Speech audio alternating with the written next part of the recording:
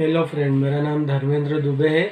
आज मैं इस विश्व कैंसर दिवस के उपलक्ष्य पर आपको सर्वाइकल कैंसर के बारे में कुछ जानकारी देने का प्रयास कर रहा हूँ।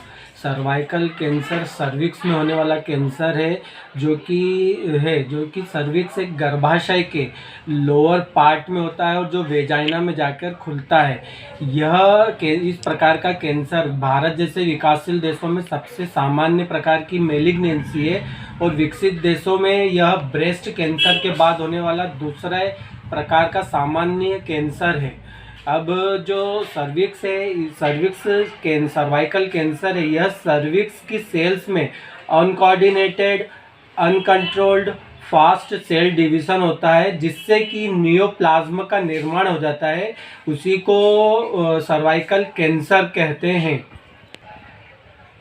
अब जो ये यूट्रस है, उसका जो लोअर पार्ट होता है सर्विक्स, उसमें जो ये फास्ट अनकोऑर्डिनेटेड सेल डिवीज़न होकर मेलिग्नेंस बनता है, नियोप्लाज्म का निर्माण होता है। इसी को सर्वाइकल कैंसर कहते हैं। अब हम जानेंगे सर्वाइकल कैंसर की स्टेजेस के बारे में। जैसा कि कैंसर की 4 स्टेज होती है, स्टेज 1, स्टेज 2, स्टेज 3, स्टेज 4। तब जो स्टेज 1 है, क्या होता है कि स्टेज 1 के अंतर्गत सर्विक्स की डीपर टिश्यू में कैंसर की गांठ ग्रो करती है, या फिर सर्विक्स के साथ साथ यह यूट्रस की सतह पर भी ग्रोथ करती है। जी, ये स्टेज 1 में होता है। अब स्टेज 2 में क्या होता है, इसमें कैंसर सेल्स गांठ या वेजाइना के लोअर पार्ट में पेल्विस की वॉल में होती है, या यूट्रस के साथ साथ वह ट्यूब जो यूरिन को ब्लैडर से ले जाती है, उसे भी ये ब्लॉक कर देती है। और इसमें सर्विक्स के आसपास की लिम्फ नोड भी प्रभावित हो जाती है। यह स्टेज 2 में होता है। अब जो स्टेज 3 है, इसके अंतर्गत क्या होता है, स्टेज 3 में इस स्टेज में कैंसर की गांठ ब्लैडर, रेक्टम व पेल्विस के बाहर भी ग्रोथ करती है। वह समीपस्थ के जो लिम्फ नोड होते हैं उसको भी अफेक्ट कर देती है। यह स्टेज 3 में होता है। अब जो स्टेज 4 है, इसके अंतर्गत क्या होता है, स्टेज 4 में इसमें कैंसर सेल या ट्यूमर काफ़ी डिस्टेंट मेटास्टेटिस हो जाता है और हमारे सर्विक्स के साथ साथ बॉडी के अदर पार्ट को भी यह मेटास्टेटिस कर देता है। इसमें भी कैंसर फैल जाता है, जैसे कि लीवर, लंग्स, बोन और अपना लिम्फ नोड आदि को भी प्रभावित कर देता है। यह कैंसर की सर्वाइकल कैंसर की स्टेज 4 में होता है। अब जो सर्वाइकल कैंसर है, उसकी हम ईटियोलॉजी और रिस्क फैक्टर के बारे में जानेंगे। जो सर्वाइकल कैंसर का मुख्य कारण HPV इन्फेक्शन होता है, ह्यूमन पेपिलोमा वायरस इन्फेक्शन, फिर होता है हर्पीज सिम्प्लेक्स वायरस इन्फेक्शन, फिर होता है genetics, smoking, multiple pregnancy, multiple sex partner होने से भी यह कैंसर होने की संभावना रहती है। विनरल इन्फेक्शन, जो कि यौन रोग होते हैं उन्हें विनरल इन्फेक्शन कहते हैं। इम्यूनो सप्रेशन थेरापी चलती है, उसमें भी यह कैंसर होने की संभावना रहती है। फिर होता है अनहाइजीनिक कंडीशन। अब हम जानेंगे सर्वाइकल कैंसर की पैथोफिजियोलॉजी के बारे में। Due to aetiological factor such as HPV infection, इसमें क्या lead to entry of HPV virus की एंट्री होती है। फिर होता है virus enter in the basal layer of cervix. जब HPV इंटर होता है तो वह सर्विक्स की बेसल लेयर में भी इंटर होता है।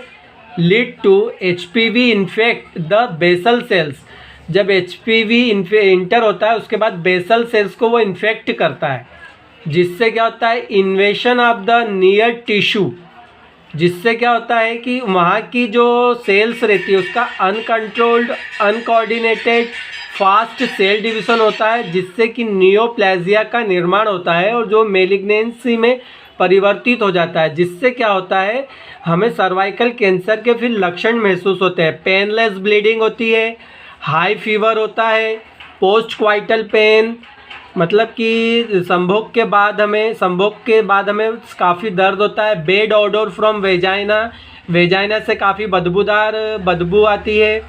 एब नॉर्मल वेजाइनल डिस्चार्ज होता है। पेल्विक पेन होता है। Urine leakage from vagina, continue discharge होता है वेजाइना से। Presence of sign symptom of uraemia के लक्षण भी हमें प्रेजेंस होते हैं। हेमिचूरिया, यूरिन में ब्लड आता है। डाइसूरिया, यूरिन करते समय हमें दर्द होता है। भूख नहीं लगती है। एनोरेक्सिया, कॉन्टैक्ट ब्लीडिंग होती है। सीवियर एनीमिया होता है और उसके बाद सर्वाइकल कैंसर में यह परिवर्तित हो जाता है। अब हम सर्वाइकल कैंसर के डायग्नोस्टिक इवेल्यूएशन के बारे में जानेंगे। इसमें हिस्ट्री टेकिंग होती है, फिजिकल एग्जामिनेशन होता है, वेजाइनल एग्जामिनेशन होता है और स्पेकुलम एग्जामिनेशन होता है। पेप स्मीयर टेस्ट होती है, बायोप्सी होती है, रेक्टल एग्जामिनेशन होता है, यूएसजी, एमआरआई, पेट स्कैन होता है, सीटी स्कैन होता है, कोनाइजेशन होती है, सिस्टोस्कोपी होती है, बेरियम एक्सरे होता है और इसके अलावा इसमें काफ़ी ब्लड इन्वेस्टिगेशंस भी होते हैं। अब हम जानेंगे इसके कॉम्प्लिकेशन अगर इस बीमारी के समय रहते इसका निदान ना किया जाए, इसके इलाज ना किया जाए तो क्या क्या कॉम्प्लिकेशन होते हैं। एक होती है पाइलाइटिस। इसमें क्या होता है, inflammation of the renal pelvis में जो इन्फ्लामेशन हो जाता है उसे पाइलाइटिस कहते हैं। एक होता है पायोमेट्रिया, जिसमें क्या होता है कि यूट्रस के आसपास पस एक्यूमुलेशन हो जाता है। फिर होता है रेट्रोफिस्चुला। इसमें क्या होता है कि रेक्टल और वेजाइना के मध्य में कोई एबनॉर्मल कनेक्शन हो जाता है। फिर होता है वेसिको वेजाइनल हो जाता है, जिसमें क्या होता है abnormal connection between urinary bladder and vagina के बीच में कनेक्शन हो जाता है, उसे वेसिको वेजाइनल कहते हैं। फिर होता है यूरेमिया। इसके अंदर यूरिया, नाइट्रोजन हमारे ब्लड में इसकी मात्रा अधिक हो जाती है। फिर होता है मेटास्टेट। अब हम सर्वाइकल कैंसर से किस प्रकार से इसकी रोकथाम की जा सके उसके बारे में जानेंगे। सर्वाइकल कैंसर की रोकथाम के लिए लोगों को 18 वर्ष की उम्र से पहले लड़की की शादी नहीं करने की सलाह देना चाहिए। लोगों को सेक्सुअली ट्रांसमिटेड डिजीज़ से बचने के विभिन्न उपायों के बारे में हमें जानकारी प्रदान करना चाहिए और मल्टीपल प्रेगनेंसी हमें नहीं करना चाहिए एवं लोगों को व्यक्तिगत स्वच्छता बनाए रखने के लिए सलाह देनी चाहिए।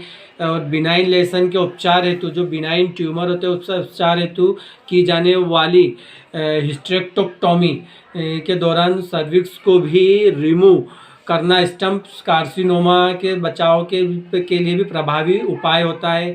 स्मोकिंग करने से बचना चाहिए, अल्कोहलिज्म का उपयोग करने से बचना चाहिए, HPV के अगेंस्ट हमें टीकाकरण करवाना चाहिए और अर्ली एज में सेक्सुअल इंटरकोर्स करने से भी हमें बचना चाहिए।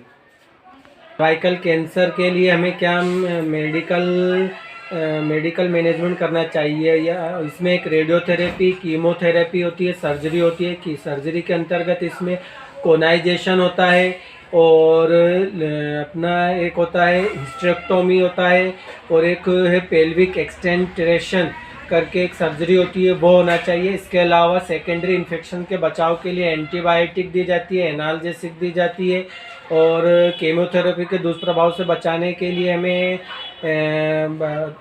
कीमोथेरेपी के कारण होने वाले इन्फेक्शन की रोकथाम के लिए भी हमें कुछ दवाइयाँ दी जाती है, जिसके अंतर्गत एंटी फंगल टेबलेट दी जाती है।